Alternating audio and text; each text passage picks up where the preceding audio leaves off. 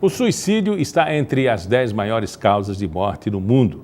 Segundo especialistas, nos últimos 10 anos aumentou o número de tentativas de suicídios consumados em jovens, tanto entre adolescentes, e esta é a terceira causa de morte e a principal causa de emergência psiquiátrica em hospitais gerais. Os especialistas dizem também que 98% das pessoas que cometem suicídio apresentam algum transtorno mental, especialmente relacionado ao humor. É importante que os pais fiquem atentos, saibam identificar sintomas e oferecer ajuda antes que o pior aconteça. Aqui no estúdio, Arnaldo Santos, psicólogo de dentro do Centro de Amor à Vida, o Cavida, e conversa com a gente sobre esse assunto. Arnaldo, a família precisa estar atenta. É verdade, Miguel. É um prazer aqui estar no seu programa fazendo algumas observações sobre esse comportamento, né, suicida. Está aumentando, Miguel, no mundo inteiro e no Brasil e Rússia, tá, assim, os índices estão muito altos. Mas é verdade, os pais eles precisam perceber alguns sinais, né, desde criança, desde adolescente, e os pais, ou próprio um colega, né, de faculdade, um colega do trabalho, que possa perceber alguns sinais, que converse, né, com o familiar ou o colega, e aí procurando um profissional, com certeza a situação será ser revertida. É evidentemente que nem todo comportamento que esteja parecido com a causa, né, do comportamento suicida, ele vai ser consumado, né? Mas a gente poderia agora até dar uma alternativa ao nosso telespectador para ele comparar aquilo que percebe entre as pessoas, os entes queridos, e o que nós vamos dizer tecnicamente. Como é o comportamento suicida desde criança, que você acabou de relatar para a gente? Olha, veja só, Miguel, existem alguns sinais, desde mesmo até quando criança, que podem ser identificadas, né, alguns comportamentos, e que poderão sinalizar, né, futuramente, que poderá ou não a pessoa, a criança, o adolescente, ou até mesmo adulto, ele poderá ou não praticar o ato suicida, ou ter uma tentativa, né? Vamos lá. Tem crianças, por exemplo, que são muito frias emocionalmente. Tem crianças, vamos lá, que brincam com fogo, né? Tem crianças que brincam com fogo literalmente? Literalmente, vamos dizer, tem agressividade. Porque tem o adágio que diz, ele brinca com fogo, ele é uma pessoa desafiadora. É isso, né? Mas vem quando esses comportamentos eles são muito frequentes, né, são muito intensos, por exemplo, uma criança que tem agressividade com um colega, pega animais e tem agressividade com o animal. Então, esses comportamentos eles podem sinalizar, né, se ele for muito frequente, uma espécie de frieza com o sujeito, frieza emocional, né, com o animal, frieza em brincar com fogo. Então, com a própria vida e com as emoções do dia a dia. Isso não significa dizer que ele tendo esses comportamentos, que é natural, mas se for muito frequente, né, se for intenso, poderá sinalizar, né, talvez uma depressão, né, e aí uma ansiedade, e aí investigar. Né, os pais... O senhor falou de brigas com amigos, né? Não citou de briga familiar, agressividade, né, com amigos. Não falou de agressividade com irmãos, que é tão natural, né? Irmão briga muito. Isso. Né? Eu não sei na sua casa, mas onde eu convivo, os irmãos brigam muito, né? O dia todinho. É amor e ódio, uma relação de amor e ódio. Essa precisa ser mais pontual, né? Isso. Veja só, Miguel, a criança, né, o adolescente, vamos lá, existe até, para a gente pegando a palavra, o radical da palavra adolescente, ela vem do latim, né, que significa crescer e também adoecer. Por incrível que pareça, é meio paradoxal, né, mas a palavra em latim, a palavra adolescente, é crescer e também adoecer. Então, vamos lá.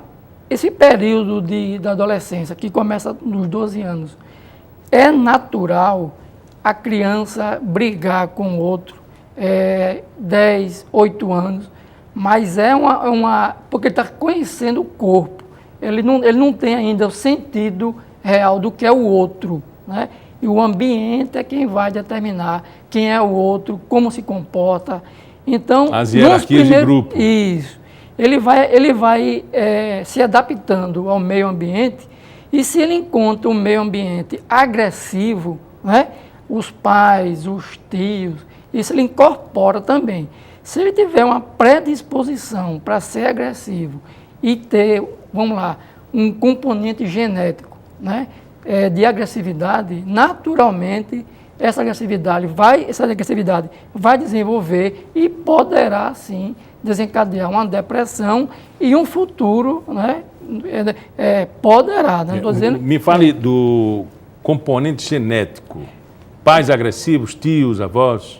Vamos lá. Tem suicídio na família? Isso, tem suicídio na família, pode ser também porque, na verdade, a depressão, são vários fatores. Tem um fator biológico, tem fisiológico, tem genético, tem social e tem ambiental.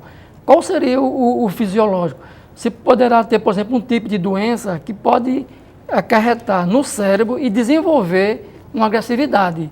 Isso aí já foi constatado cientificamente que é possível. Pode ter um gene, né, onde ter pais agressivos, ter pais com problema mental. Então, poderá ou não desencadear uma depressão e também um ato suicida. O senhor fala de depressão e também do processo de perda, não saber lidar com isso num mundo competitivo como o nosso. A perda, Miguel, vamos lá. Existem alguns níveis, né, de depressão. Existe o nível, são 3 níveis, 1, 2 e 3, né, do ato suicida. Quando a pessoa está, vamos lá, um exemplo. Uma pessoa pode muito bem perder um parente, né? Perder um ente da família. A tristeza é uma coisa normal. Quando é que a tristeza começa a criar um problema para a família ou para o próprio sujeito? Quando o sujeito ele não consegue absorver e concluir essa tristeza, esse luto. Se, vamos lá, em 15 dias, 1 mês, 2 meses, a pessoa não consegue resolver a situação do luto, já é uma predisposição para se investigar para que a tristeza ela não se torne melancólica e aí uma depressão futura. Então tem que se investigar, tá certo? Mas crianças introspectivas, algumas passam horas no computador, não se relacionam sequer com a família e às vezes mesmo com a possibilidade online de compartilhar o equipamento, ele não se relaciona com outras crianças. Essas também precisam serem vigiadas? Veja só, os pais, se uma criança, vamos lá, de 12 anos, ela passa 4, 5 horas no computador, principalmente à noite, né, que os pais não têm um controle, é preciso que se investigue, né? Se ele não, vamos lá, o fato de usar o computador, isso é totalmente salutar. O que não pode acontecer, Miguel, é que a criança ou adolescente, ele passe tanto tempo na frente do computador e que as relações sociais, elas sejam de terceiro ou segundo plano, tá certo? Ela tem sim, ela pode, que hoje em dia você está com o celular, você está com o computador, é o seu instrumento de trabalho, é o seu instrumento, isso, é o seu instrumento de estudo, né? Ninguém pode hoje, a tecnologia é uma coisa irreversível. É o guia, né? Hoje você tem que estar realmente ligado. Mas a partir do momento que esses equipamentos, ele tiram de você a capacidade de se relacionar com outro ser humano, então já preocupa. Você pode passar 2 horas, 3 horas, quando estiver fazendo um trabalho... E os jogos violentos tão condenados, eles são realmente perigosos ou existe um exagero nisso? Miguel, esses jogos, eles não são... Vamos lá, o adolescente, vamos lá, de 12 até os 19, 20 anos, é onde acontece toda a maturação emocional, né, fisiológica do ser humano. Então ele está ali predisposto a receber infinitas informações, bombardeio de informações, né? E quando você começa a jogar esses jogos de agressividade, ele poderá ou não desencadear um processo agressivo ou depressivo. Por quê?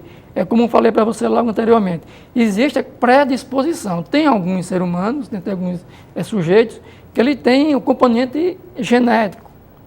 O meio ambiente também pode colaborar, tá certo? Então não significa dizer que uma pessoa, um adolescente, que esteja praticando um jogo agressivo, ele poderá ser agressivo. Com relação às cobranças do nosso dia a dia, da competitividade, né, e da carga horária que se impõe às crianças, judô, balé, inglês, computação, eles podem se sentir muito cobrados, isso dá uma frustração pela não realização daquela expectativa?